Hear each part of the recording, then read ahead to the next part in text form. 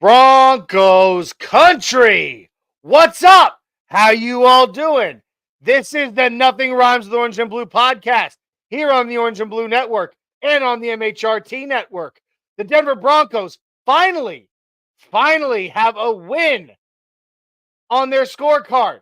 Can they ride that momentum into another road game in New York against the Jets, against Aaron Rodgers, against Nathaniel Hackett? Guys, so much good that we finally saw out of our boys in Tampa on Sunday. It was great. We are very excited. We're going to get right into it. Let's go.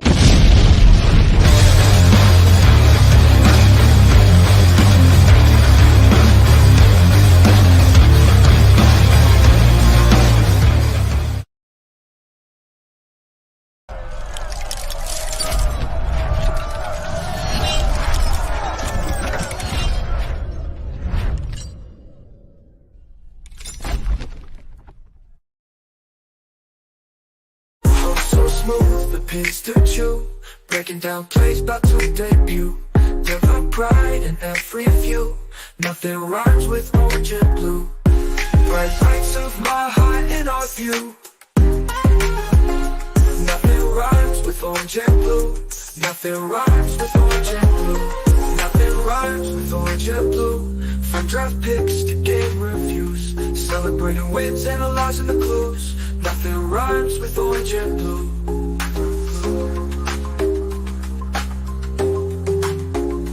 Nothing rhymes with orange and blue. No orange and blue. Nothing rhymes with Orange and Blue podcast. Oh!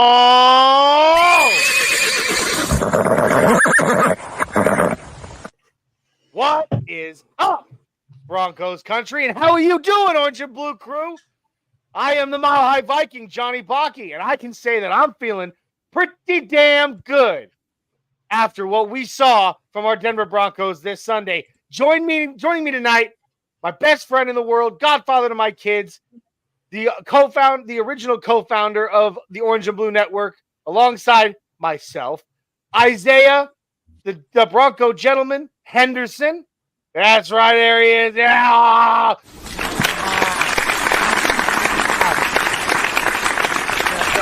That's right. But also, as always, joining me right down there, a little bit below, not underneath, but not underneath. You take my meaning.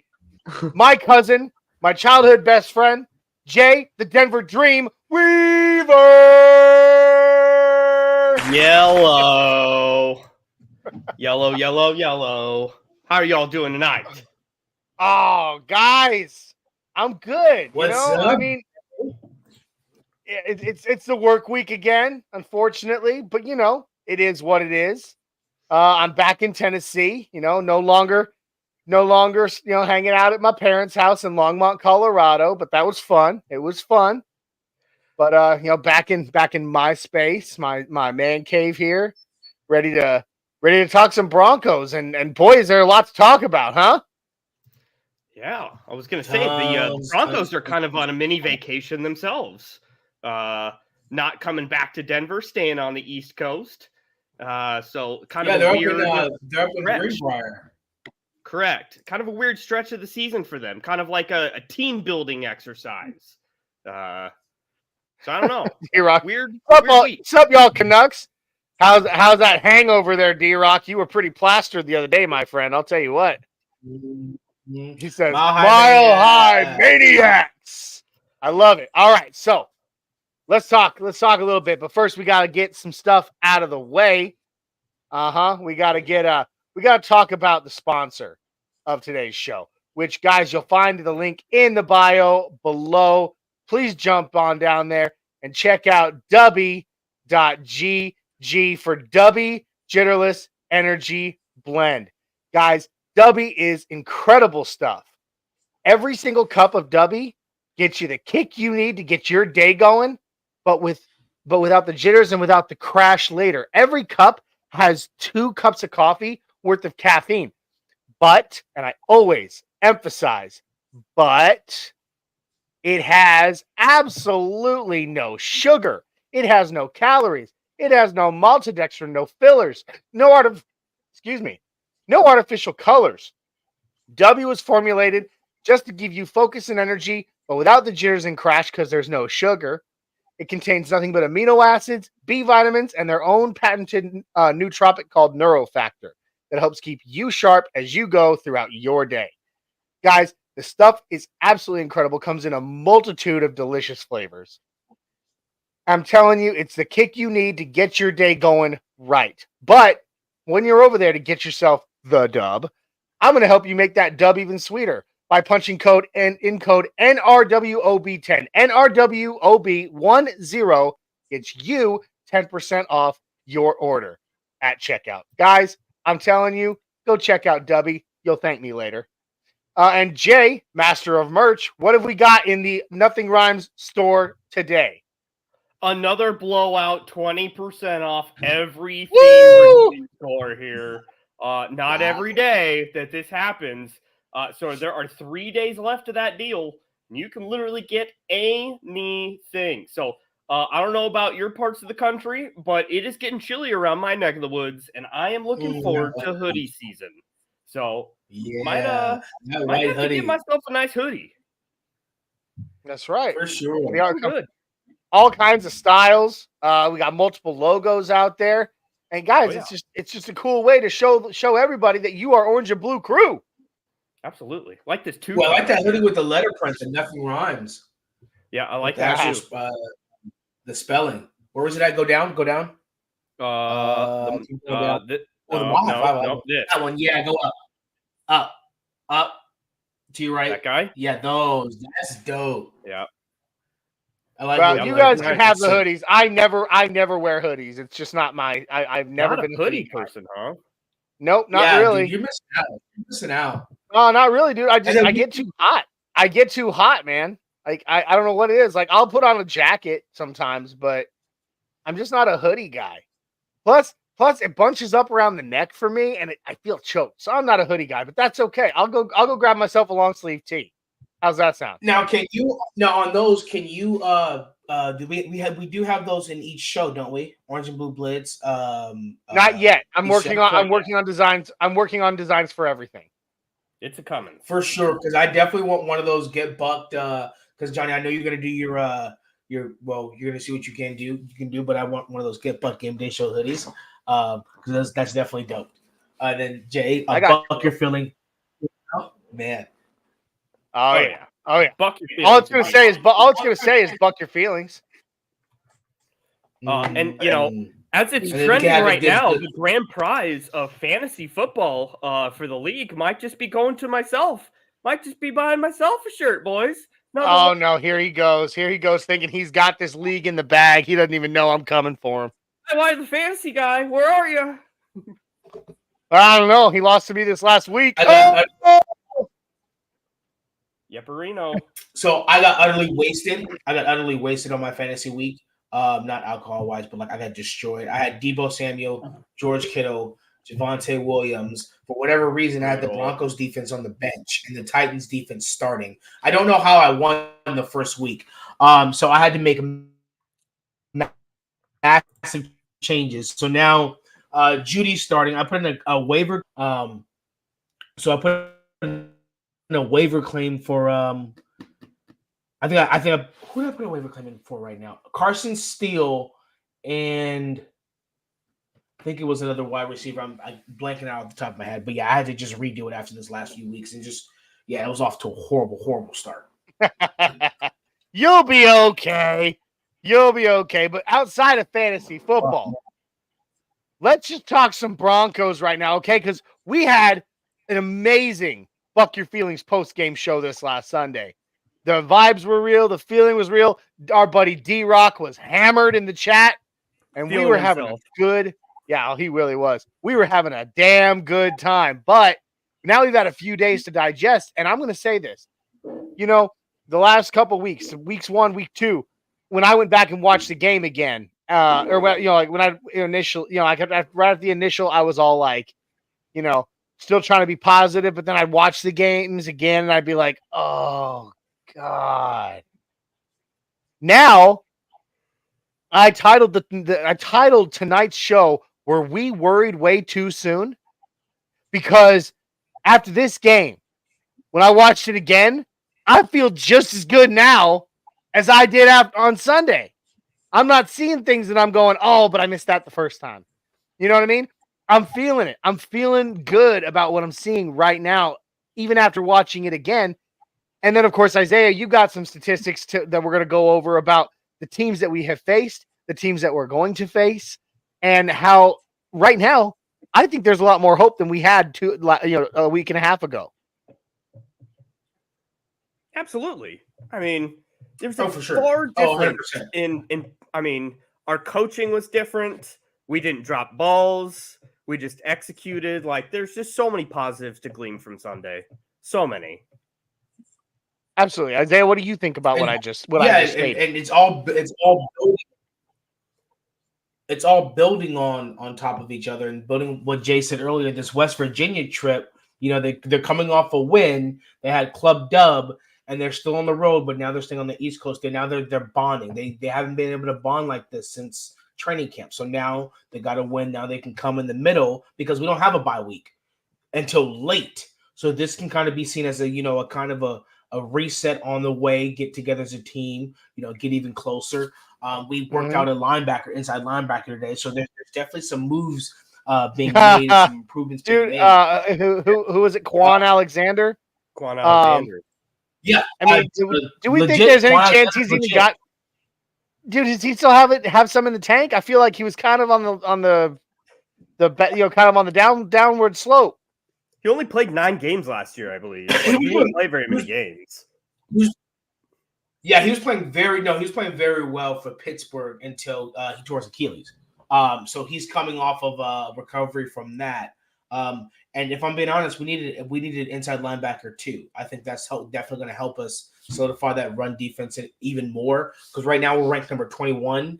That's better than last year, but I think Cody Barton isn't as good of an inside linebacker too as we thought he would be. That's why we brought in Christian Welch, and he started getting some snaps as well. And we don't feel comfortable enough to put in Sternad, I guess. So we went and got Quan Alexander. So I'm definitely hoping we sign him. But that's all that workout happening in West Virginia. But we had the win, all the film and all this stuff, and now we're taking it, instead of taking it back to Colorado, we're taking it with us on the road and learning and building from it. And it's definitely going to be, we're going against another top defense this time. We had a break in between, got a win, so it's going to be curious to see what we do this time, what we do this week. Okay. I like it. In the chat, D-Rock, do we have a certified cornerback too? Yes. His name is Riley Moss, our mile high hope. The great, what were we calling him early on, Jay? The Great White Hope. Yeah. Yes. Absolutely. I love Riley Moss. Let's see. This week in the top 10 defenders in the NFL, Brandon Jones and Riley Moss, graded by PFF as in the top 10 of all defenders in the NFL. 2 players on the Broncos. The only other team that had 2 players in the top 10 this week was the Eagles. But I mean, wicked cool. Wicked cool. Well done, Riley Moss. Well done, Brandon Jones. That's huge. That's huge. That is huge. That's us putting the NFL on notice right now. And then we haven't had a chance to talk about it, but another little bit of news, just kind of on the other side for just a second, is, of course, we haven't had a chance to. I know the news came out before our show last week and everything, but we have not discussed it on here. How about the fact that 2 members of the 2015 Denver Broncos Super Bowl squad are in the running for the Hall of Fame this year, and one who unfortunately it would be posthumous in our dear departed Demaryius Thomas. I mean, that still hits. That still hurts.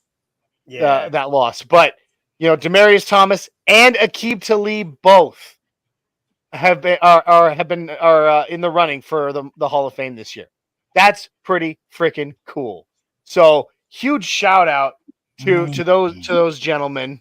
One up there and one down here still on the earth. But awesome that both of them are in that consideration right now. So I love that. Ray Haas is in the chat. He says, "Good evening, fellas. What's up, Ray? Love the Orange Crush, evening. by the way. The old school Orange Crush soda label is his as his profile pic. We got a 6'10" Mexican in the house. Says, winning the books, boys. Love it. Yeah. D-Rock giving his shout out and love up in heaven to one Demaryius Thomas. Yeah, we definitely miss him. So continuing on. So we touched on it. 2 Denver Broncos defenders made it into the PFF's top 10 this week. Pretty impressive. But how about Isaiah? Let's talk about what you and I were talking about earlier today on the phone, which, let's just talk about these defenses now that we have. Okay, looking at it, the first 2 weeks we were feeling it in a bad way, right? Like it was painful. We weren't really feeling good about what we were seeing. But now after 3 weeks, the first 2 defenses that we faced are in the top 3 in the NFL. Yeah. And that, top 3, right? Not top 5. We're top number 3. We're Yeah. number 3. Top 5. we're Top 5. Sorry. Two top 5 defenses in the first 2 weeks, both of which weren't expected to be top 5 defenses necessarily. And so in the first 4 kind of walked weeks, in against a buzzsaw. first 4 weeks, in the first 4 weeks, we will have faced 3 top 5 defenses. So 3 out of the 4 games were against 3 out of the 4 games will have been against 3 top 5 defenses. But I like the idea of battle tested.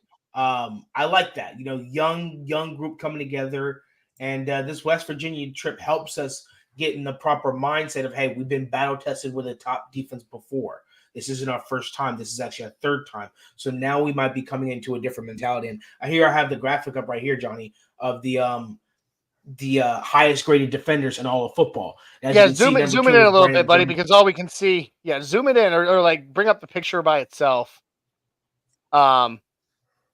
Just so we can see it a little bit better. But yeah, there it is. Brandon Jones, number 2 overall, and Riley Moss is top 5. Yeah, he's number 5. 91.1. Not bad. Riley Moss was the highest cornerback in all football. Yep, pretty impressive. Pretty impressive. Feels good, doesn't it? Ray has commenting on his Orange Crush that I commented on. He says it's an original old metal sign. I love it, dude. I love vintage stuff like that. This is actually a vintage Broncos t-shirt that belonged to mine and Jay's grandfather. Yeah, thank you. Yeah, I love vintage stuff. And then D-Rock, Akib's bust will just be a fist with a gold chain in it. I think it's probably way more likely Akib gets in than DT, sadly enough. Akib has a real chance of getting in, I think. Yeah. He was on multiple contending teams, even off of the Broncos. So, yeah, absolutely. Devin Allen Hoffman, one of our resident Raider fans, pops in and says that Nothing Rhymes jersey goes hard. That's right. Yep. Jay, we still need to get one of these made for Jay. We haven't. Yeah. Yeah, I would gladly take Johnny knows where to get it. BA. Yeah, I like how you had it custom made a few years back for me and you. And then that was before Jay had joined the show. So it's the color blend. That color blend of the numbers is tough. Yeah, I like that a lot. Dude. I have mine. It's hanging in my closet. I just always forget that I still have it. But I'll wear it next week. What do you say? I can't. What do you say, old buddy, old pal? I don't wear it game day, but I'll wear it next week. So yeah, I wear mine game day. Yeah, no, I don't. I'm sorry. I wear a player. Hey, shout out to Jay's handle, Vanilla Vic supporter. Yes. Yes. We've got a lot of race baiting statements here this year of the Great White Hope, the Vanilla Vic supporter. Let's do it. We're definitely on the Caucasian side of the swing, I guess, this year. I'll send the bridge. I'll defend Riley Moss to the death. I love. I'm not gonna say I love me some Riley Moss. And of course, let's not forget that we had D-Rock in the chat on Sunday, following the game, hammered off his ass, and he commented, how did he say it? Been mixing white and dark liquor all day. hashtag race relations. Yep. That was funny as hell, man. Yes. All right. So, okay. But we're talking about it now. So, yeah, the Broncos, looking back at those first 2 weeks and how we were feeling after those first 2 weeks about how our offense was doing and all that, we now realize that we were facing off against two of the best defenses in the NFL. And, as soon as we go, and yeah, we're going to be again this week, but guess what? So will the Jets. So now, we get to sit here and find out if what we saw in Tampa, which I got to say, and this could just be me rocking the orange lenses. I don't know. But I got to say, what I saw on the field this week is what I feel like this team is. I really do. I feel like, we saw them come to life, and that kind of life, that's not just the kind of thing that just goes away. Isaiah, zoom in on that so we can get a little bit because we can't. I don't know about Jay. I can't read that on the screen. My spectacles don't help me. Nope, not at all. Both you guys wear glasses. It's fine.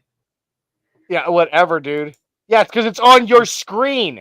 It's you got a full version of it on your screen. Ours is in a little box on our StreamYard. So is mine. It looks great. Can you see whatever? Go take it up. Take it up. Hit go control and then your little thingamabob. Control and then roll your wheel. Yeah, roll your wheel. Hashtag shortcuts. No. That's how you zoom in. All right, I love it. Yeah, it's good enough. D-Rock says hashtag tag it. Devin Allen Hoffman says Jay absolutely destroyed me in fantasy this week. Go Jay, good job, well done. I did the same thing to Mr. Taiwai, the fantasy guy, this week. And D-Rock throwing out there, I'm getting a Moss Retro Uni. I love it. Yeah, I might have to give me a Moss jersey. Yeah, I don't know which one, but might have to pull the trigger on that one for sure. He's earning it. He's earned it. Best and worst offensive lines in rushing yards before contact per carry per PFF. So the Broncos right now is basically exactly what Johnny just read, which is the contact offensive linemen make before the carry. And as you can see, the Jets are absolutely last in the NFL, which means you think we get hit behind the line of scrimmage a lot, they get hit behind the line of scrimmage more. So if especially when you consider that right now, especially when you consider right now the rushing talent of one Zach Allen each and every week right now. Yes, and our defensive line is vastly improved. Now, granted, we are number 21 in rush defense. We're a little bit more improved than last year. The Jets' rush defense is much better than ours, but they don't have a rushing offense. As you can see, ours is maybe it's not much better at all. Hopefully, we can change it. I think a lot of that has to do with who our center is. But I think some of that has to do with also who our running back is, and hopefully that changes this week. So we're seeing, Johnny, it's going to be an interesting game. The Jets and Broncos aren't too far apart. They're really not. No, they're very similar. They're very similar in a lot of ways. The records are different, but as you can see, especially with defenses, the defenses are equally the same almost in every category. Their rushing offense is just as bad as our rushing offense. I think the thing that may give us the advantage, as I said earlier, is our offense is battle tested against top defenses. Theirs is not. And as I said earlier, I think you can make the argument that the Broncos have the best secondary in all of the NFL, not just this past week, in all of the NFL. I like it. Think you can make to that point, argument. Isaiah. We are number 2 in the NFL in passing yards given up thus far in the NFL. Number 2. So I mean, our pass defense has been elite thus far. Well, look at just. I mean, the thing is, you said it the other day, Isaiah. You never hear them talking about Pat Surtain anymore, because there's never a moment you need to call his name out because he's shutting his targets down so well. I mean, he held let's see. He held DK Metcalf to 29 yards in the air in week 1. 2 catches, 29 yards. He then went into the next week where he definitely struggled with penalty yards, but I digress. But he held Pickens. the name. Pickens. George Pickens to 3 catches for 29 yards. And then this last game on Sunday, he held Mike Evans to 2 catches for 17 yards. I mean, those 3 names. Those are 3 of the best wide receivers in the NFL today. I mean, he literally nixes them. He literally, cuts them out of the equation. Like, Yeah, if you got a top receiver going up against Pat Surtain, who's on your fantasy roster, you might as well bench him that week. Yep, I just benched Garrett Wilson. Just benched him. Yep. I literally. I've got Garrett Wilson, and I'm gonna have to do the same thing this week. Jay, like you said, I think this is what you're referring to. The Broncos defense is sneaky good. Second in passing yards per game. This is through, and Aaron Rodgers brought this up today on the Pat McAfee show. He said their defense, against the Seahawks with a good defense, they didn't have many passing yards. Against the Steelers, they didn't have many passing yards. He said against the Seahawks, they had 2 safeties in one game. Didn't give up many passing yards. Against the Steelers, didn't give up any passing yards. And he said the Buccaneers, they only scored 7 points. So he was acknowledging the defense. And here it is right there. So, with Aaron Rodgers, he's looking at a defense coming in that doesn't allow any passing yards, second in the NFL. Pressure rate, tied for number 1 in the NFL for pressure rate. So that means we get to the quarterback. And then the next one answers why, because Vance Joseph is a psychopath. We blitz almost 60%. But he can do that. And while he does that, look at the next one. Only 1 completion of 20-plus yards allowed the entire season so far. So you're blitzing almost 60% of the time. And teams know this, yet you're still not giving up big plays. Mm-hmm. And the reason why is because 13 different players generated pressure last week versus Tampa Bay. 13 different guys. There's only 11 players on the field at a time. He's a sicko. I love him. Jay, we've lost your audio. We can't hear you. We can't hear you, Jay. Oh, never mind. Sorry.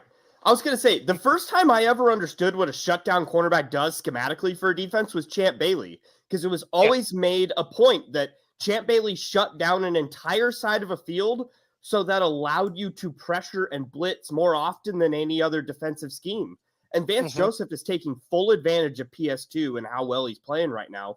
So Vance Joseph already behaviorally is a NASCAR package, blitz-oriented defensive coordinator, but he's got the keys right now to just carte blanche, do whatever the heck he wants blitz-wise. And it's just so nice to see him just doing it instead of being timid.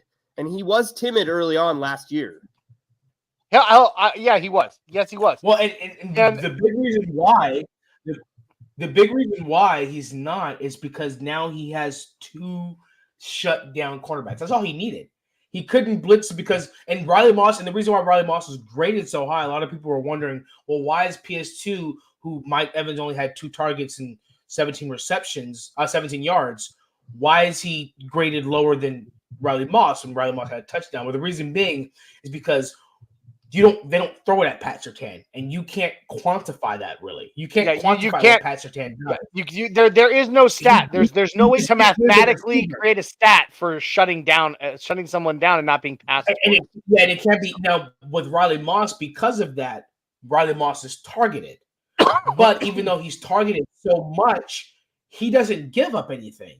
And that's why he's graded high, because even though he's targeted, so and with that, Vance Joseph is like, okay, I have 2 boundary corners who I can just leave on the outside. And how many teams have 3 excellent receivers at any given time?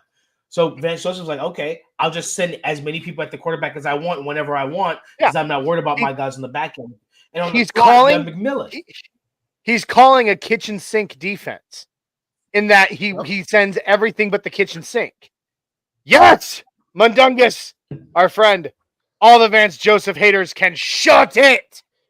They really can. They really can. Like, I'm a Or big non-Vance Joseph person, but there is nothing anyone can say to him. not right now. Definitely not right been now. damn near perfect. Yeah, he has. And But you know, he says, it's quick. Sorry, Johnny. I was going to say, Mundungus says, shut it.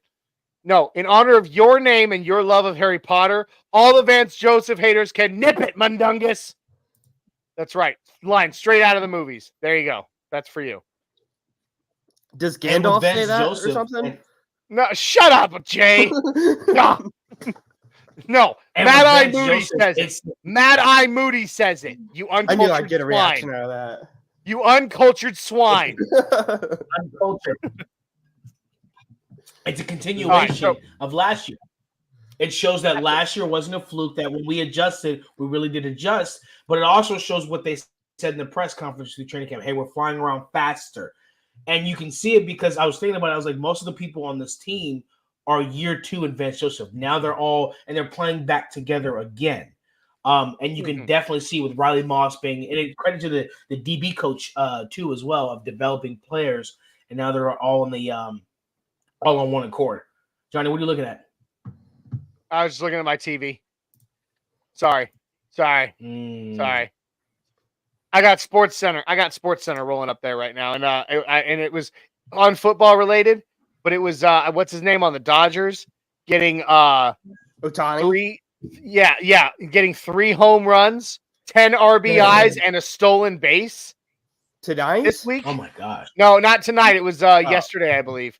But still, it was like the dude hit 3 home runs, got 10 RBIs, and a stolen base in one game. That's insanity. He's just like me. He's just like me. Shout out to shut up. this is my only baseball note, and then we can move on. Shout out to Charlie Blackmon for a fantastic career. The Nasty. He's the only Rocky player that I've liked in a long time. So, I liked Nolan Arenado as well. He's dead to me. Why? Because he went to my Cardinals? Yeah, exactly. Whatever. Because he decided to throw in the towel. Whatever.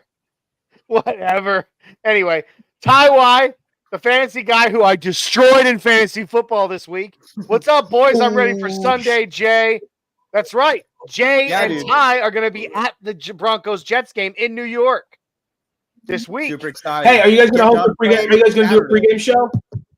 Yeah, we're going to try. I have been reading some terrible things about cell signal around the stadium and how it's just garbage. So we'll see. So we'll see how it goes. Why don't we just plan it now?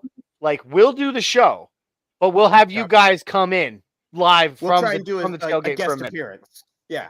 I won't be on the show. I won't be able to host. Hold on. I can't host the game day show because I'll be at church on Sunday. So, priorities, dude. No, I'm just kidding. I'm joking. You know I am. It's another game. No. So I will be hosting. Yep, and I will be hosting the pregame show, the Get Buck game day show, the neighborhood during the game, and I'll be hosting the Buck Your Feelings postgame show after this week. Good Lord, your back's gonna hurt. I know. I'm carrying the whole thing. Like I'm literally carrying all of Orange and Blue Network and MHRT Network's game day coverage on my back this week. It's gonna be fun. It's gonna be a blast. It's gonna be a whole it's gonna be a marathon for me, man. No, there's no sprinting in that. I may have to wear a diaper. So let's see. Most team pressures week 3. So you have go down. Okay. All right. 29 for the Broncos. So that puts them tied for 3rd. Surprising the Giants are that high. I feel like Giants are garbage. That's the only game the Giants got. Their pass rush is the only thing the Giants have going for them. Let's just be honest. Interesting. So, yeah. So, and the reason why it's important is because the Broncos and Jets are, like I said, similar defense. As you can see, they're right there neck and neck with this. So they're going to bring pressure. So it's going to be interesting with Paucho. Can Luke Wattenberg hold up? What scheme does Sean Payton have? And that's what it comes down to. Who can scheme and execute against a top defense? That's who's going to come out on top. Who can get to the quarterback more? Can Vance Joseph make the quarterback? Can Vance Joseph make Aaron Rodgers more uncomfortable than Robert Saleh can make Bo Nix uncomfortable? That's the question. That's what's going to come down to. It's the battle of the two defenses. Will Courtland Sutton be able to create separation? Can Sean Payton scheme that? The Jets love to run a lot of man.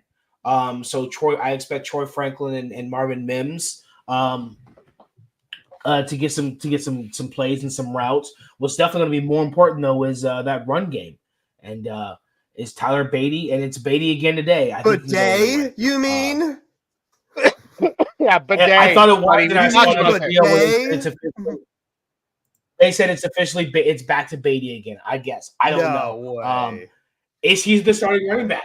Will he get the first snaps immediately, or will Sean Payton go back to Javonte, see if he can jumpstart something? So I was listening to an interview this morning. It was with Altitude, and one of the commentators they had on from last game, he stated that Sean Payton told him that Javonte was going to be limited in the game because he had a nagging groin injury that has never appeared on an injury report, which could definitely indicate why Javonte looks the way he does, and why we have the running back rotation we do. Because I said before the game, I actually, whether it's Javonte or someone, I want someone to get lead back carries. I don't want a timeshare. I want to see someone get like some run and get into a no rhythm. more of this running back by committee bullshit. Yeah, I don't like it. Yeah. But if Javonte can't go, then maybe he should just not play. And just on the side, somebody needs to start a band and name it Nagging Groin Injury. Like, They should. I'd go to that show. I'm saying I'd go see that band. What are you doing this weekend? I'm going to a Nagging Groin Injury concert. Absolutely. I love it. Let's see. D-Rock also showing the love for the LA Dodgers in the chat. Yeah. Mundungus attacking Jay again. I guess Jay would know who said it. He thought Mathis was so good. It was good, so he can't be trusted. You know what, Mundungus? One of our college teams won, and one of our college teams lost this weekend. That's true. That's Emotional damage. Sorry, not sorry. I didn't know you added that word. Absolutely. I love it. And then, of course, go ahead. Go ahead, Johnny. I was going to say, Johnny running the neighborhood, baby. I'm excited. I'm so excited. You can do it. I think we have, since we're talking Broncos, I think we have a couple of trade candidates. I think right now we have 8 draft picks going into 2025. I think there's a possibility, depending on how things go for the trade deadline, we can come out the trade deadline with maybe 10, 11 picks. Hey. What? I think we have a few candidates on this. Yep. Hey, I couldn't find the hot take button. There it is. Listen, I need you to what? The next time you come to the house, I need you to bring whatever it is you're smoking on. Yeah. Got a breathalyzer. I mean, for real, dude. Like, somebody get this guy a CAT scan. Like, for real. 10 or 11 picks? Are you out of your mind? Not at once. I'm saying we have 8 now. By the trade deadline, we can have 10 or 11, which means we gain 2 or 3 picks. Okay. All right. I was going to say, there's maybe 3 players on this roster that would get a draft pick from anyone. Like, bingo. Yeah, no, I was saying we would gain 2 or 3 picks to give us 10 or 11.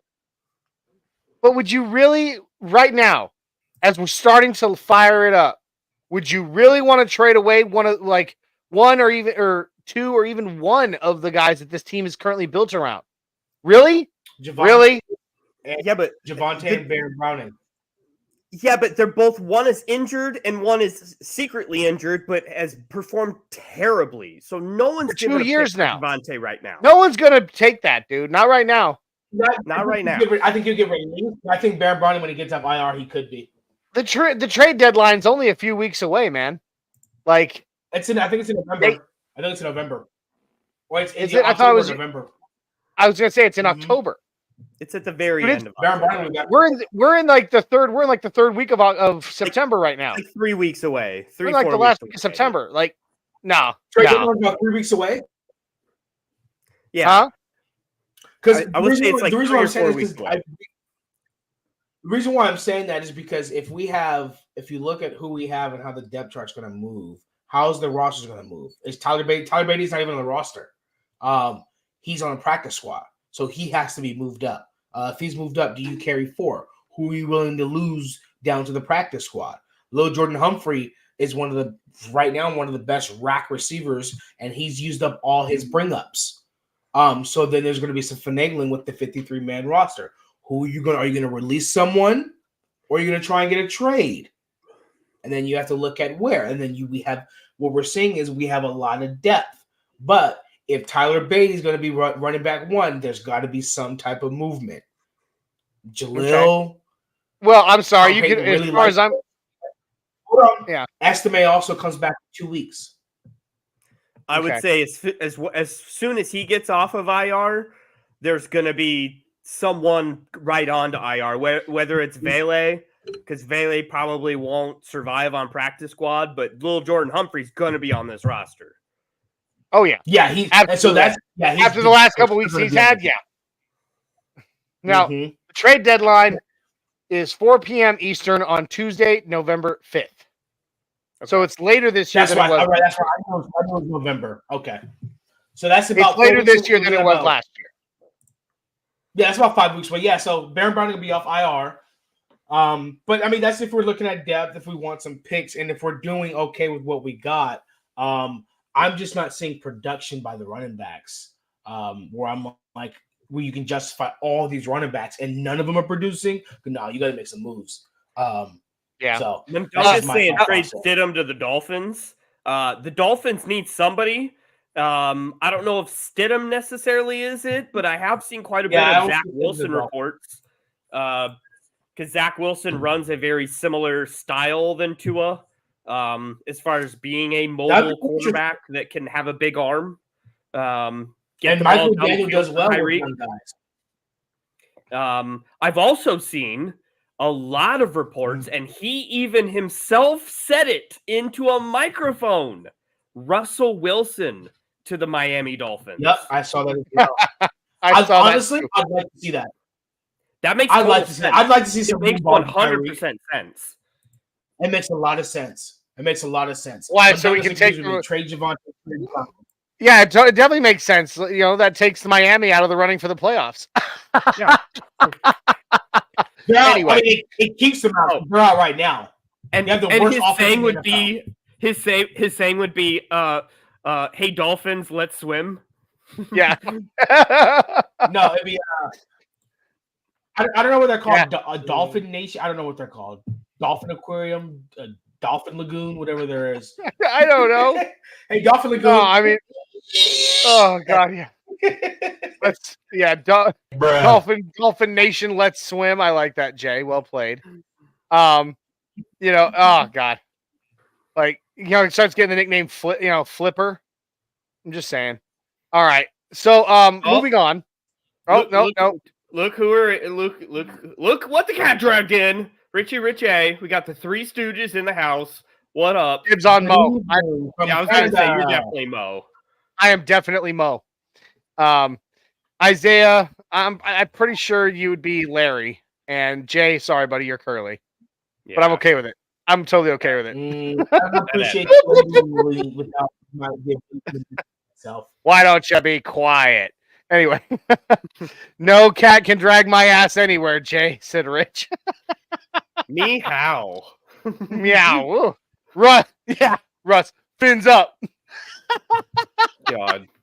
God bless the next team that is cursed with him. I'd like to see him with the Dolphins. I want to see some moon balls to Tyreek Hill. It's the only thing you can do. So I mean, it makes total sense skill set wise. Yeah. I do not think that I think Mike Tomlin might be a little scared, even though they're 3-0 to let go of Russell Wilson right now. What incentive does Pittsburgh have to deal him? Like he's Nothing. cheap as hell. None whatsoever. You're not going to get anything out of him. Yeah. We're still paying them. So yeah. We're still paying them. So since we were talking Three Stooges and the Three Stooges were constantly, I'm sure, dealing with headaches, I think it's time we pop some pills. What do you guys say? Ooh, It's yeah. time for the mile. Wait. It's time. It is time, y'all, for the Mile High Matrix.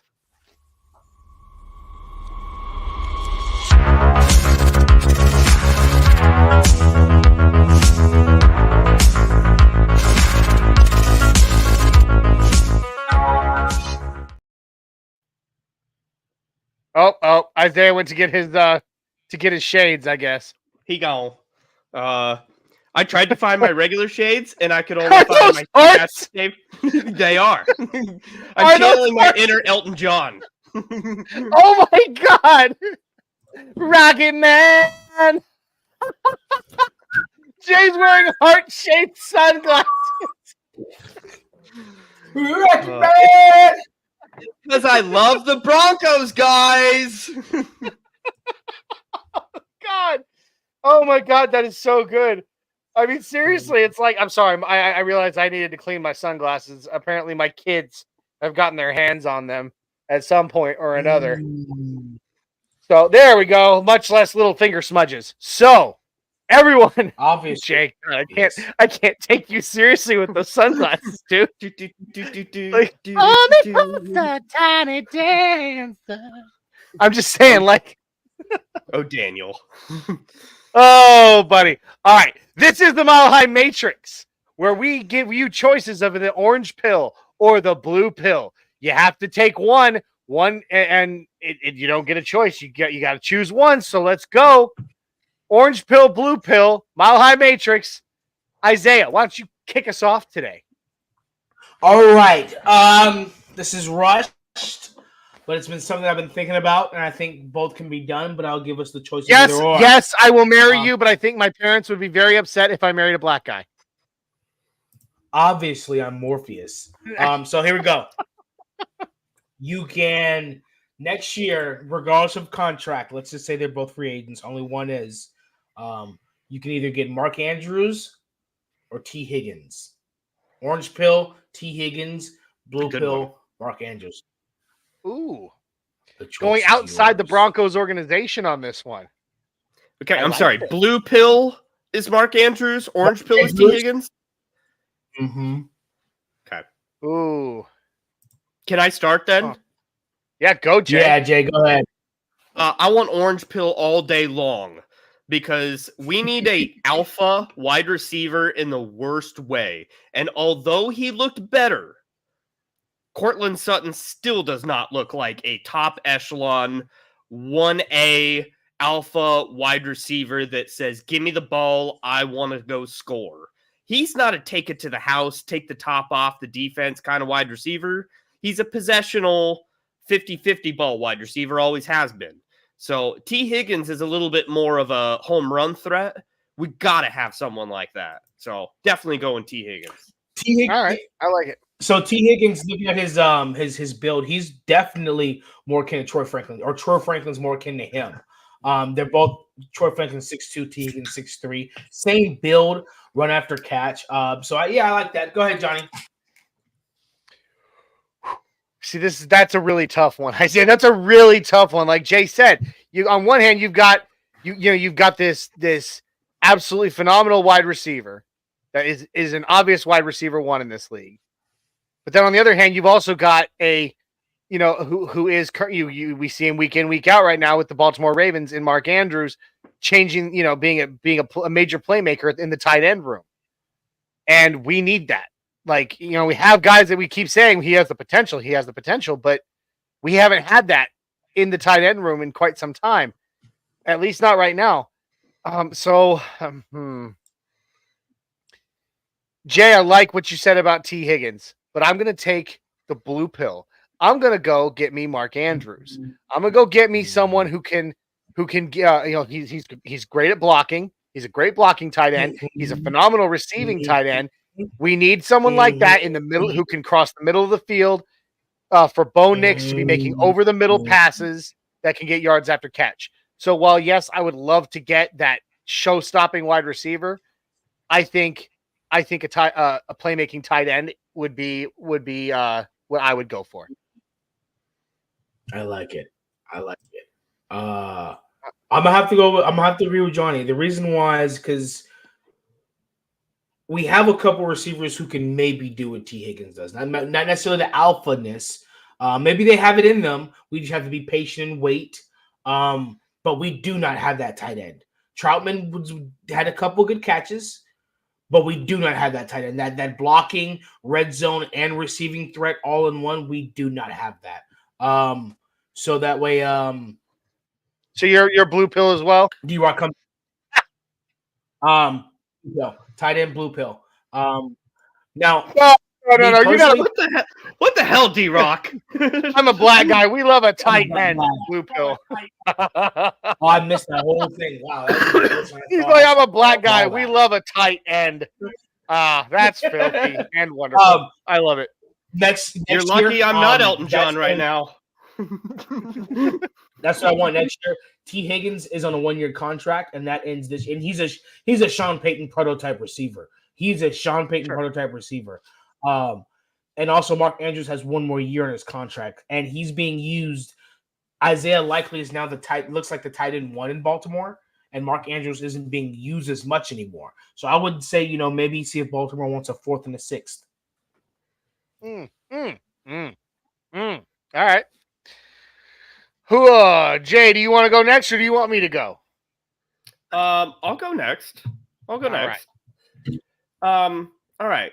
So, just a stat before I go in. Bo Nix, through 3 games, is tied for 3rd in the NFL in rushing touchdowns. Let that sink in. He's not a running back. He's not a running quarterbacks? Or No, for all players? For all rushing touchdowns. All players. So, hence my Vanilla Vic supporter. So my orange pill is keep letting the kid throw those vibes out. Keep letting him run. Let's see some more RPOs. Let's see more of it because he's obviously got the skill set to do it. More design plays? Yeah, more design plays for him.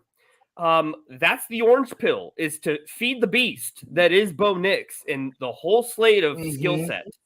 But the blue is let's protect him a little bit. Let's tone that down a wee bit because he is averaging about 10 rushing attempts a game, and that's not going to last throughout an entire NFL season.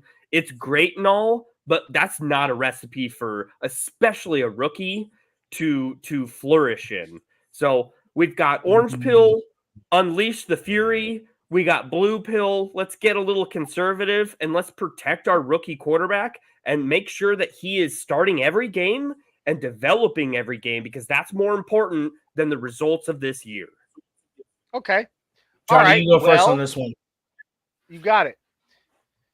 Ooh, see, this is a tough one. This is one of those ones I wish I could just cut the pill down, 2 pills down the middle and merge them and pop them together, start mixing some medications. Yeah, that's why it's tough. But unfortunately, since I have to pick one or the other, right now, this is right now, right? Like not a forever kind of thing.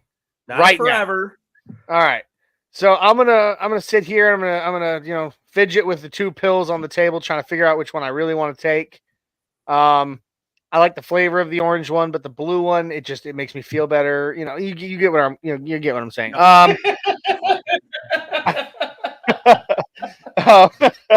So on this one, which you said it was blue pill, we conservative, orange pill, free the beast. Let him go. I hate to say it, but while I don't want him to get hurt and I don't want there to be that risk, at the same time, the way this kid runs, man, I love it. And it's something that we're seeing from him what we see from Lamar Jackson. Yeah. And I love watching Lamar Jackson play, and I hate that he's on the Ravens. So that being said, man, I'm sorry. As much as I don't want him to get hurt and I don't want to risk it, man, let that kid run. I'm taking that little orange pill and ooh, look at that. I even took that dry. Let the kid go. Let him go. Go. Just run all day, son. Yeah, run Knicks for 6. Give me the orange Flintstones vitamin. Love it. All right. Oh, my bad. Go ahead, Isaiah. You made a good case, Shawnee. And the reason, honestly, Jay, this question would have mattered more if we had lost. If we had did all that, yeah, and we're 0-3. But we won. And so I'm like, you know what? If it's not broke, don't fix it. If we won, build on that. Don't take a step back away from it. And another reason why is because, let's say, our run, I think, one, it helps jumpstart our run game. It keeps the defense honest. And that's another thing that's another point that the Jets don't have, is that both teams are good with pressures. Aaron Rodgers can't escape the way Bo Nix can. No, he can't. Hackett he might break a hip. Quarterback. He might break a hip. Yes, and keep the defense honest the way we can. So I think keeping his rushing ability, yeah, I'm gonna have to go with. I think I'm gonna have to go with the orange pill. So Johnny, you went blue pill? Is that right? No, I took the orange pill. Let Bo run. Let Bo run. So both orange pills here. Yeah. No, Jay. I mean, I'm sorry. It's what I'm thinking about. Is, we keep screaming at Sean Payton real quick before you give yours. We keep screaming at Sean Payton. Scheme to your players' strengths, for the love of God. Well, what is one of the things that Bo Nix is best at? And that is scrambling. That is running. It's what he does. So I thought you said go, Bo, go. Yeah. Go, Bo, go. So my thoughts to this is that the only reason we are doing this and putting him in harm's way because how god-awful our rushing attack organically has been. And I don't foresee that to be a continuance for the entire season. It can't be. For the sake of our offense to be successful and us to see the full spectrum of the efficiency of what this offense is supposed to be, we have to run the ball normal and not have these gimmicky plays to get rushing yards out of our offense to keep the defense honest.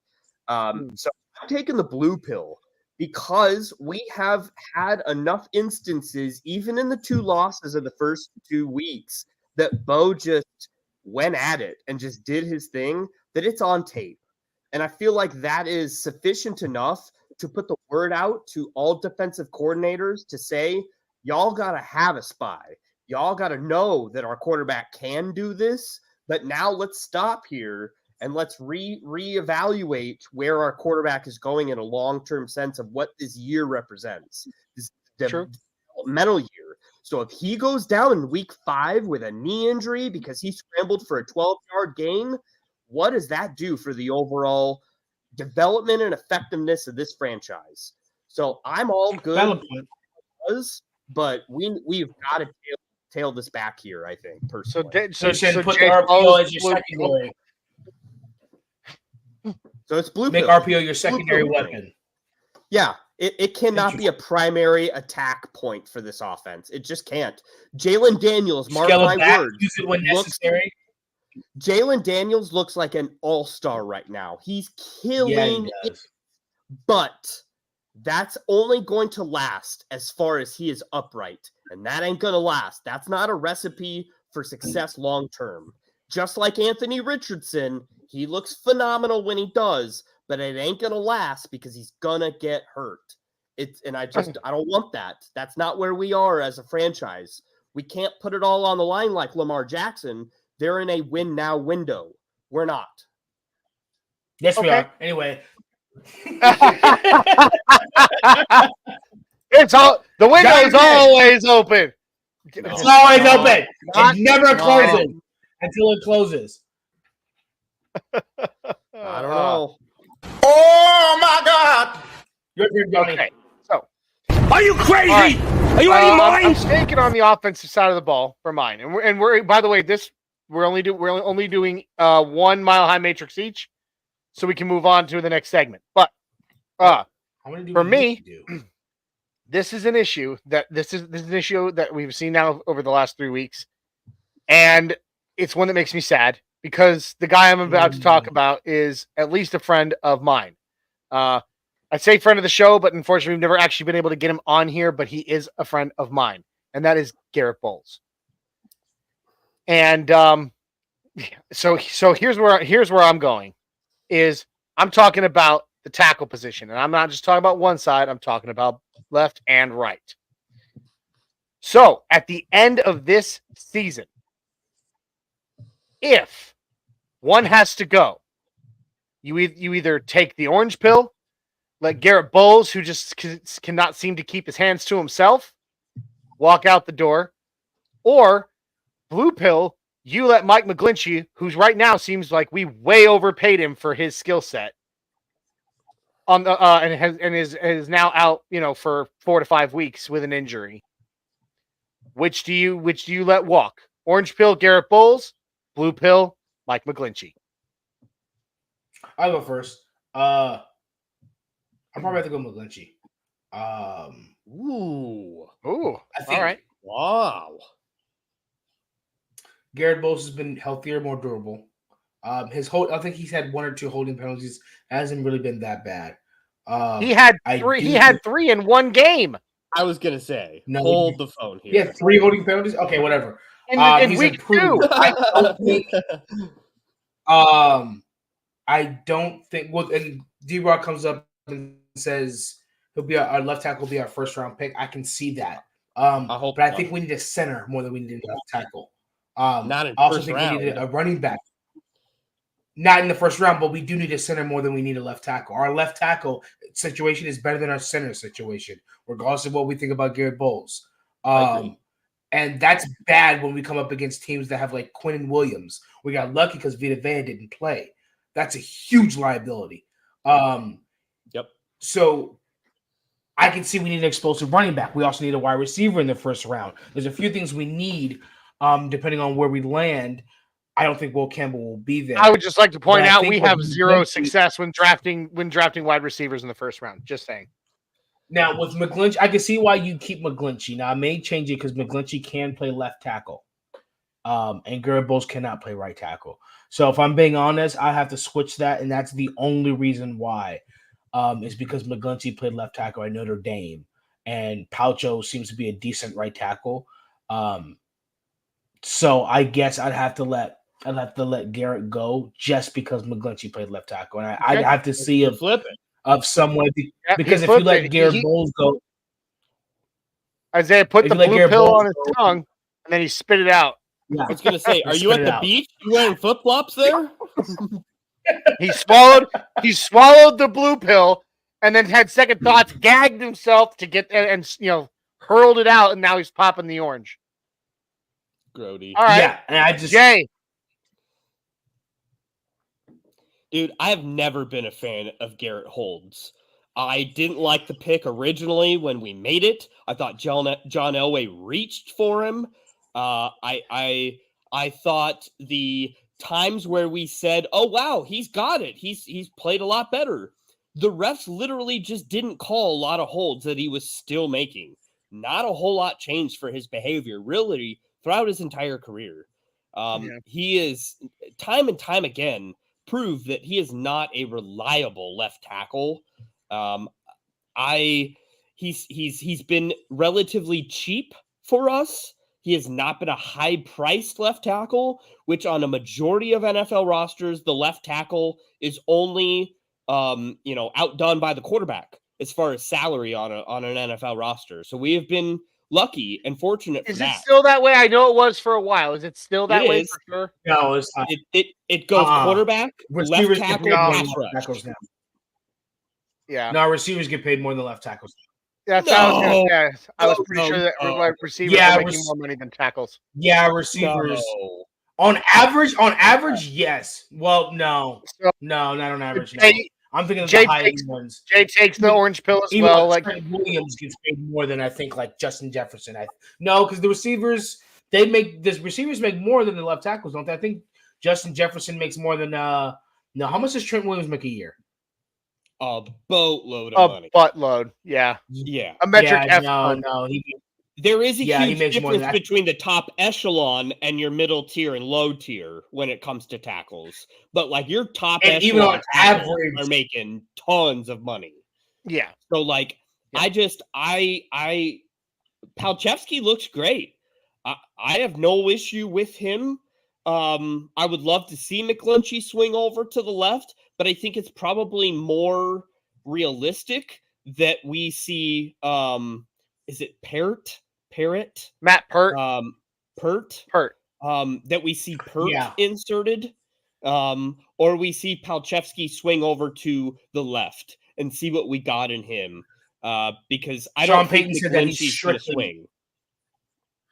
Sean Payton said Palcho's strictly a right tackle. He made that clear, and we can see because he's actually really good at it. Well, and the thing is, Hurt isn't. I haven't said this in a couple of years, but I said it a few years ago, and this is actually after sitting down and having a conversation with Garrett Bowles myself. Is that because I asked him about what it was like, switching from left to right or right to left. And he literally said to me, and I'm not even going to try to replicate his voice because it is so freaking deep. I can't even touch that octave. But he literally said it's like, it's like trying to wipe your ass with your non-dominant hand while riding down a bumpy dirt road without a seatbelt in a 1986 Ford pickup truck. Like, Yeah, I remember you told me that. so I mean, yeah. So he was like, it's so difficult to switch sides. And It is. even if you have played that position before, if you haven't, people forget this. It's I work in medicine. Okay, I've been in the medical field for many, many years, and medical skills are perishable. Okay, and in that, if you're not practicing, if you're not doing it, you lose the ability to actually do it, and you have to continuously practice in order to keep good at it. Excuse me. I apologize. But, and the same would be said for switching sides as a tackle. Is if you've been playing the right tackle position for years, going from right to left, even if you play left in college, there's going to be a massive, not necessarily learning curve because you know what you're doing. It's a matter of just getting back in the hang of it. So I'm with you guys. That pains me to say it because, like I said, Garrett is a personal friend, somebody I know. Yeah, but Well, all if I I had say to is pick this, between Johnny. the two,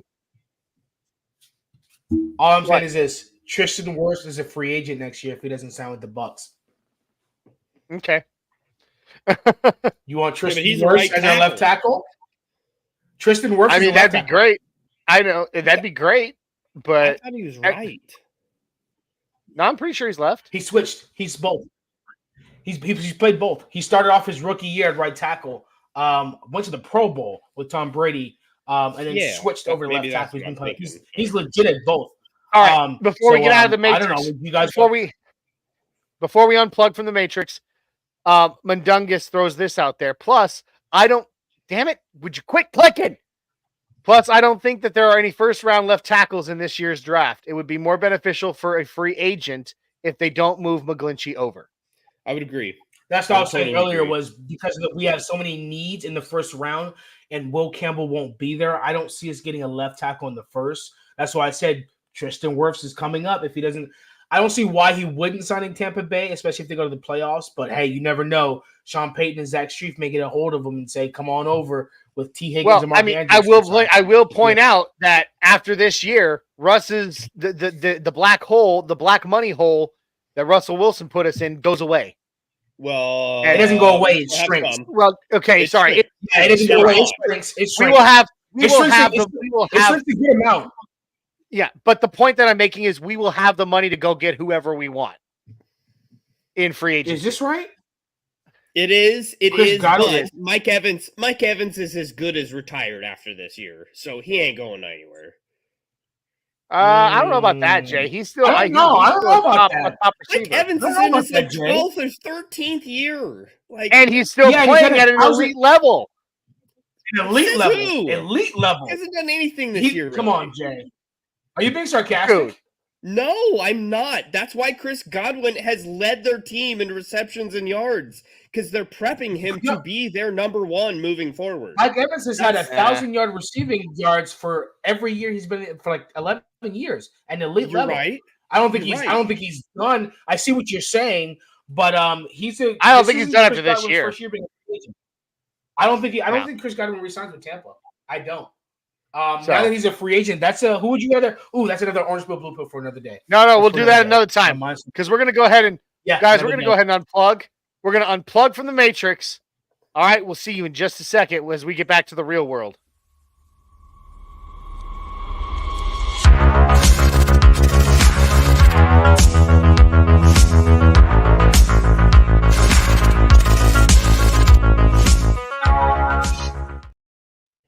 Well, it appears that I'm the only one who actually made it out of the Matrix because Jay and Isaiah have fully disappeared. No, you didn't. You just didn't get you. The agents got you, man. That's what happened. Mr. Smith. Yeah, Mr. Smith got Agent Smith got you. I'm gonna drop him out while he's not there. Okay. I like what we all had to say there. There's some different, definitely some good different thoughts all around. Isaiah, you weren't here to see it. It was funny though, because as soon as the Mile High Matrix transition ended, both you and Jay were gone. Like your seats were empty. And so I'm just like, okay, well, I guess I left them in the Matrix. We should have had the chair spinning. Right? All right. So that was fun. Lots to think about. But now it's time for us to work on our grammar, okay? As we complete some incomplete phrases.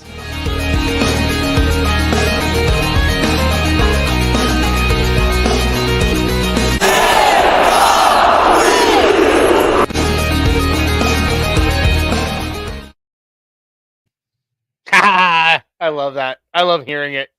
All right.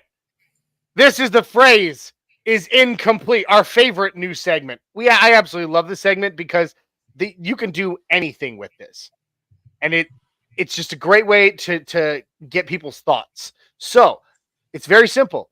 Each of us will make two statements. We'll start, we'll each go, we'll do a round robin through one, and then each of us will give one more. We will each give a statement or a phrase, leaving a blank in it, therefore making the phrase incomplete. And then everybody has to fill in that blank and answer and answer as they see fit. So I'm excited, guys. Let's do this. The phrase is incomplete. Jay, please start us off. I'm stealing one that was from the chat. And I'm stealing, I believe it was D-Rock that originally said it in the 5280 podcast. Vicariously through Mundungus, all right, let me start. Blank will catch Bo Nix's first touchdown pass. Okay, I'm going first. I'm sticking with who has been the most reliable for him this entire thus far, and that is Lil Jordan Humphrey. That's a good answer. I say Lil Jordan Humphrey catches Bo Nix's first NFL touchdown pass. I say Josh Reynolds. Oh, he just like that. He says Josh Reynolds and then he runs. Okay, bye. Where's well, no. What we don't know is that if Isaiah utters the name Josh Reynolds, Josh Reynolds appears and chases him around. So he's on the run now. Isaiah's running for his life. Josh Reynolds is chasing him around his house. All right. That's right. Oh, you lost him. Dude, seriously, you're going to sit here and eat pizza? Bruh. Man. You're killing me, Smalls. Is that within the parameters of your diet, buddy? Uh-oh. Now he's on mute, too. Busted! Get back and singing for a vomit! Those carbs don't lie. I know, no. Jay, what did you say? answer your. Hold on. Jay's got to complete his own phrase first. Go, Jay. Oh, who, me? It's going to be Jaleel McLaughlin, because I believe there's going to be a red zone target this next game that results in, we just saw that toss pitch to Jaleel, and he just juked everyone and flew to the pylon. We're going to do the same thing in a bubble screen sense, and I think Jaleel McLaughlin will be the first receiving touchdown of the year. Wow. You know what? That's fun because we have three different answers on this one. So, all right. Isaiah, you want to get us right? No, I'm going to be right. Isaiah, please give us an incomplete phrase. The Broncos will have blank many points against the Jets. Okay. Jay, I went first last time. You go first this time. Boy, he brings up betting, and it just it gives me an itch to look up, lines and whatnot, and over and over. While you're doing that, with a good time, Isaiah. While you're doing that, we have an answer in the chat for the last incomplete phrase. D-Rock says Dulcich will get the very first Bo Nix touchdown. Boy, I wish. I sure. And then Mundungus, when we were talking about how when Isaiah utters the name, obviously, that when Isaiah utters the name Josh Reynolds appears and chases him down. Mundungus says Bloody Mary, Bloody Mary, Bloody Mary. Hey, that's a real thing. Oh, well, I don't have a mirror. I don't have a mirror in here. I'm okay. Mundungus goes back and mentions the other things. J.K. Dobbins, T. Higgins, and Chris Godwin are free agents this offseason. Ooh, that's a couple good options. I'm not replace J.K. Dobbins. Now, for me, my first-round draft pick is going to be the running back from Boise State. If I have a choice between those three, it's T. Higgins all day. I totally agree, Johnny. Yeah. What's his name? What's his name from Boise State? Ashon. I don't know. I don't pay attention to college football until it's the off season. Come on. Yeah. I mean, the guy plays on Albertsons Field or whatever the blue field is. Well, who cares? All right, Jay. Please complete your own phrase. Or no, complete Isaiah's phrase. So how many points are the Broncos going to score? For reference, this is actually a small 38.5 over-under right now for this game. So I know. It's going to be a low-scoring game. Lower scoring game. So I'm going to say the Broncos only put up 21 points. Yeah, Did I steal your answer, Johnny? You did. You totally did. All right. Yeah. All right. Well, that ends on my mind, Matrix. All right. We'll see you. Yeah, see you later. Bye. Okay, bye. Is Jay's favorite little soundbite there. Okay. D-Rock says D-Rock is elevated. Dude, I'm all for that. Let's get him up. I'm all good with that, man. Yep. I'm done with it. I'm done with Atkins. Can we get Parham up? Get Donnie in the game. Let's go, Donnie. All right. My turn. The Broncos will put up 17 points against the Jets. But conversely, we're not talking over-unders here, and I'm not going to do this until game day. This is not going to do this here. The Jets are going to put up less. It's going to be a very low-scoring game because it's two offenses going up against top 5 defenses this week. Yep. So I'd say it's going to be a low-scoring game. So Broncos put up 17 points. The Broncos will put up 20 points. That's an interesting number. 2 touchdowns, 2 field goals. All right. Mm-hmm. All right. I like it. Okay. My incomplete phrase. Oh, wait. Mundungus says 23 because he said 23-21 Broncos win by a safety. Oh, I would love to see another Broncos safety. That would be cool. Aaron Rodgers ain't giving up a safety rule. That's the thing. Yeah, I don't know. Yeah, right. I don't know. That guy can't run run very good. Yeah, but he's a Peyton Manning. He's going to throw that buck away at the first sight of any sort of trouble. Yeah, that's true. He's too smart for that. Yeah, it's going to be a sack. It's going to be it has to be a Zach Allen tackle for loss. Have to be. Yep. It have to come from the middle. That's the only way it would work. All right. So, my incomplete phrase. The Denver Broncos will enter week 5 with a stat of blank in the NFL. So complete it however you want. Right now, the Broncos are what? Isaiah, you said the number one blitzing defense in the NFL? Go ahead and put a stat you think will be a Broncos stat going into week 5 following the game. You said by week 5? As a team stat. Going into week 5 following the Jets. By week 5, the Broncos will be will go from the number 120. Right now, the Broncos have the number 121 ranked rushing defense. By week 5, the Broncos will have the number 15 rushing defense in the NFL. All right, I like it. Jay, I'm gonna have fun with this. Oh, good. That's how I like it. To my tag, Vanilla Vic, the Broncos will have the number 1 rushing touchdown leader of the NFL by the end of week 4, because Bo Nix is going to have at least 2 tutties rushing in this game, which will atop him of the NFL in rushing touchdowns. He's a quarterback. That would give him. You said 2 against the Jets. That would give him 4 touchdowns on the season. Yes. Yes. Let's go. All right. I'm going to go with the Denver Broncos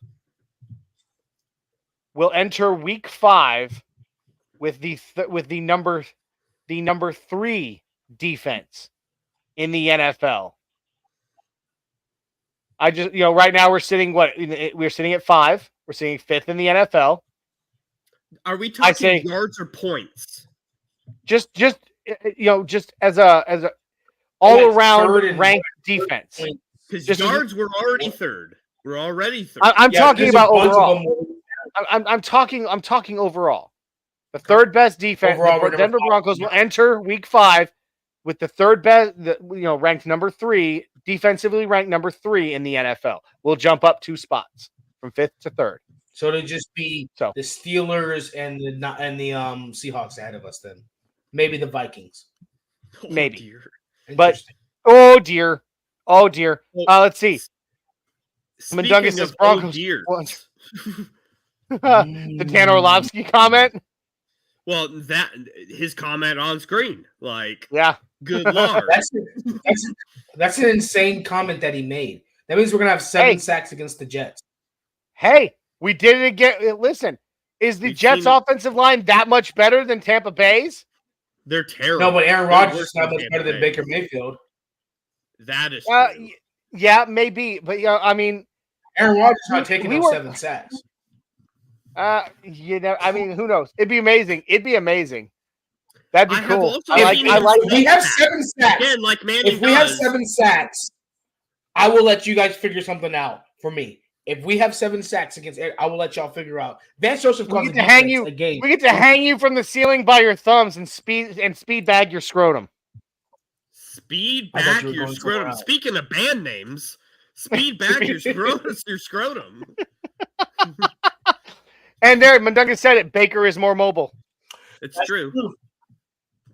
So, and that's kind of what my thought was. Baker took a lot of sacks from trying to be mobile too. Aaron Rodgers won't try and be mobile. Yeah, but I don't know. And like Mundungus said, Manning would purposefully go down and take a sack to avoid getting hit. And Rodgers does the same thing. Yep. All right. So do you think Tampa Bay's offensive line is better than I heard you. Okay, go ahead. It's better than the Jets. Tampa Bay's offensive line is better than the Jets. Good Absolutely. Lord. Interesting. I had no idea that Josh Reynolds had more receiving yards than Garrett Wilson. Does he really? Yeah. Well, definitely. I'm definitely benching Garrett Wilson this week in fantasy football. That's not going to change this week. Pastor 10 on him. That's game over. Yeah, Riley Moss is going to shut down Alan Lazone. Oh yeah. All right. So next, Isaiah, give us another incomplete phrase. I thought we were doing 1. We were doing 2 of these each. We're only doing 1 Mile High I know we're Matrix doing each. two. I just said do 2. Oh, We're I doing didn't know we 2. were doing two. I didn't know we were doing Okay, two. why I don't you only give have us one. another one while Isaiah So sits there and ponders? Now you know we're doing 2. All right.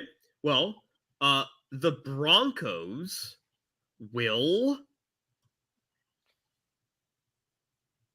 have blank sacks against Aaron Rodgers. Okay. While Isaiah Quarterman continues to Douglas.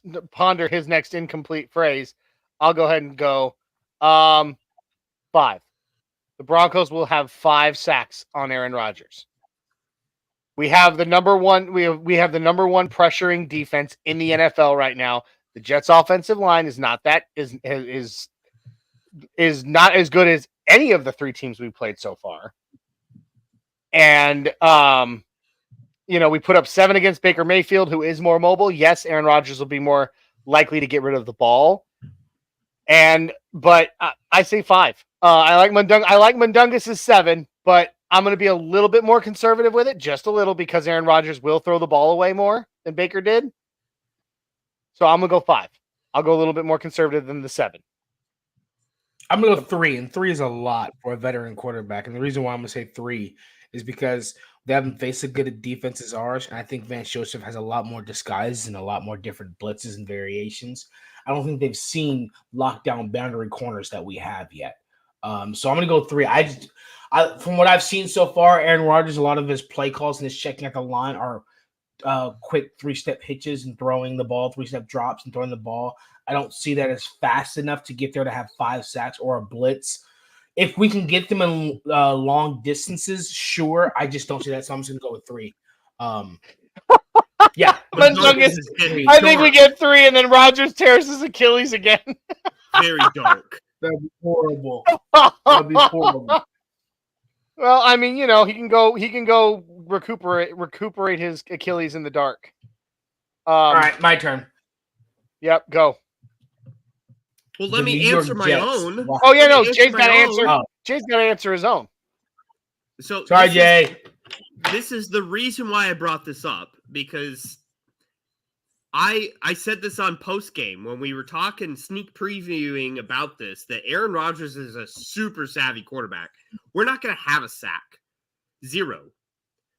But the reason that is a good thing is because Aaron Rodgers will either throw the ball away a lot, so his completion percentage is going to be dog crap, or he's going to try and force it, and we're going to get some turnovers off him. But he is a person that does not take negative plays. That is a firm, principled thing that he very rarely does. So he doesn't throw interceptions either. But he throws some things. And here's the thing: look back at past meetings between Green Bay Aaron Rodgers and the Denver Broncos. He throws things up. The Broncos have picked him off quite often when we've played him, because he's used to having Devontae Adams that is a 50-50 ball catcher. Yeah. Garrett Wilson is not that, and he doesn't know that yet. And also, I think if we have sacks, they'll be coverage sacks. I think our secondary, we'll blanket them, and Aaron Rodgers won't have anywhere to throw it to. So I think we'll get some coverage sacks on that too. Okay, I like it. All right, now go ahead, Isaiah. The New York Jets will have blank rushing yards.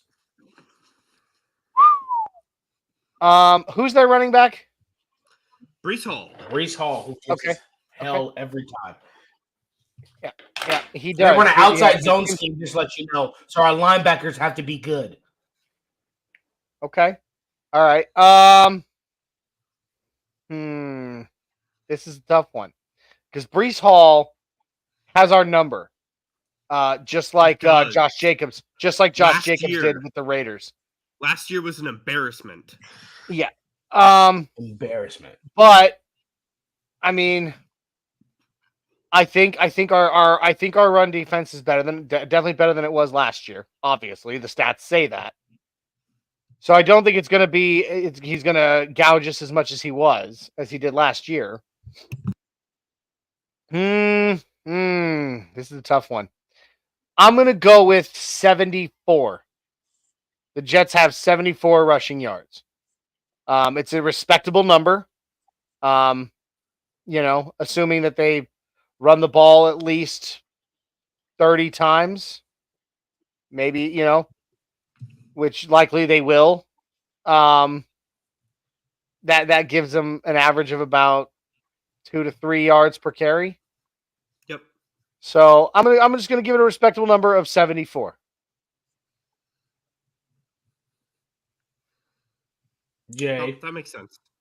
I'm gonna go for they're gonna eclipse 100 because our rush defense is, I would say, the weakest part of our team in an overall sense. We have yet to really crack that. Kenneth Walker ran all over us week 1. Breece Hall, they haven't had that great of success, but for the crappy opponents that they have faced very good defensive lines. So they haven't been able to run because they're running against teams that actually have the strength of stopping the run, and that's it. Okay. They just have crappy secondaries. The Jets have the worst run offense in the NFL. But they played really good fronts. That's why I say that. John Franklin Myers is going to come in with a vendetta. They gave him away for nothing, peanuts. That's got to weigh heavy on him. So he's going to have a big game, I would think. But Breece Hall is going to run pretty well on us, I would say. But I would say that's still a conservative approach, that I would rather have that than Aaron Rodgers go ham. So over 100 yards, I'm going to go say 105 for them overall rushing. Okay, I like it. Isaiah, answer your own. 124. Wow. I think good Lord. It's still a liability. We definitely need that second. You're still a liability. But I wouldn't be surprised if if we came in with aggressive and they didn't get anything and they immediately had to go straight to passing. But I'm gonna go on the negative side and go 125. So okay.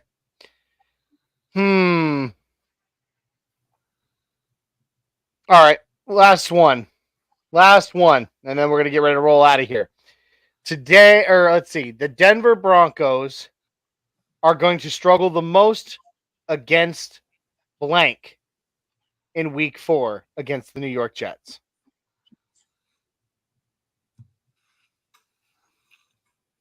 Offensively or defensively, it doesn't matter. The Broncos are going to struggle the most against blank in week 4 against the New York Jets.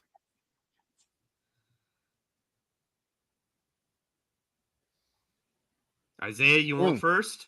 You want first? Mendungus pops in already. He says penalties. That's totally, that's legit. Possible. Yeah. I'll just take that one then. Penalties. Because, I think themselves there, get a right tackle who this is a definitely better defense than Tampa Bay. This is a much better defense than Tampa Bay. A run game that's been struggling. I'll steal that one and go penalties. Can I go really grim? Oh God, I don't want you to, but I guess you're gonna anyway. I don't want to say this, but there is tons of history to support this. We're gonna struggle the worst with MetLife Stadium's field turf. Oh, you're right. Notorious for being the worst playing field in the NFL. I don't even want to play there. For blowing knees out. For blowing ankles out. For tons of extremity issues as far as injuries, because and I don't want to say this, but we have never played well on the East Coast. Granted, we did very well in Tampa Bay. That was a surprise, I think, to all Broncos fans. But we traditionally and historically have always struggled, especially Northeast. And I just foresee some bad injuries or some sort of hiccups. Yeah, keep knocking on wood, knocking on so much wood, dude. But it is a historical fact that field brings more injuries than any other field in the entire NFL. Yeah, okay, So, that's fair. I'm going to say that because I'm going to be that guy. All right. No injuries. No injuries. Dear No Lord injuries. Jesus, no injuries. For God's sakes. All right. The final one for today. The Denver Broncos are going to struggle. Against the Jets' run defense the most in this game. Absolutely. So you don't think our run offense will get jump started? No, I'm saying we're going to struggle the most in getting our run game going. That's going to be our biggest struggle this week. Is because I want it to be untrue. I want this run game to get going so it can help us set up our pass game. But let's just look at how it's been going. Nobody, save for Tyler Bidet has really been able to get anything going in the run game for us, and I don't see any reason why that will change this week against a top 5 defense, another top 5 defense. So it's kind of a cop out answer in a way, but at the same time, if I feel it's accurate. So anyway, but Nuggets wants to know, is MetLife worse or Brazil? Brazil's worse, but the greed of the NFL supersedes that and trumps that. So we will have another game in Brazil, even though it is so unsafe for players. Capitalism rules all. Absolutely. All right, guys. Well, that does it for us here.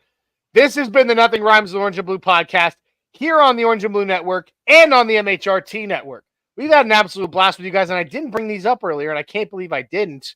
So you guys can go ahead and throw up the damn it, Johnny, if you want. If you have not already, or if this is your first time watching this podcast, please jump on over to Orange and Blue Network and give us a like, subscribe, share, comment on YouTube, X, Facebook, and also catch the audio version of every one of our podcasts on your favorite platform for audio podcasts. Then please jump on over to MHRT Network and give us a like, subscribe, share, comment on YouTube, X, Facebook, Twitch. We're even on Instagram. So please, guys, like, subscribe, share, comment. Help us build the family. Help us to get, to continue to get better and better and bigger and bigger. Because we just want to grow the family. That's right. That being said, guys, it's been an absolute blast talking to you guys tonight. I don't know where Isaiah disappeared to. Maybe he just had to really take a wicked piss. Can I just say one thing, Johnny, before we close out? Oh, absolutely, Jay. I saw Nathaniel Hackett with his smug smile last year coming to Denver and beat us. After Sean Payton called him out in the offseason saying this was an embarrassment of a coaching job. There is nothing I want more than to leave New York with a victory over that guy, because we deserve to beat that guy. Nathaniel Hackett is nothing. And slap that smug little smile off his face. Yeah, man, we have to have this game.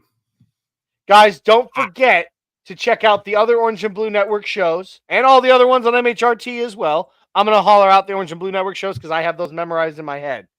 Make sure you catch Broncos Talk tomorrow night, Wednesday nights at 7 p.m. Central.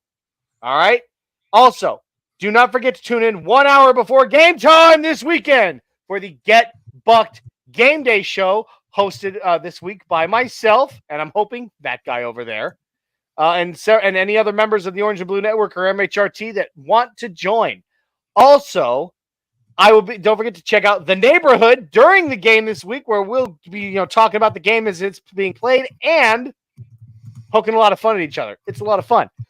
Then don't forget to check out the Buck Your Feelings post-game show after the game.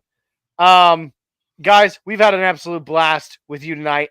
Can't wait to do it again. We will see you this weekend for game time. And with that being said, go Broncos! Orange and blue, we're here for you. Talking Broncos all day through. No stopping us, we're on the loose. Come join the crew, no bad news. Podcast vibes so fresh and true. Nothing rhymes with orange and blue. Catching up on all that we knew. Hit play, let the episode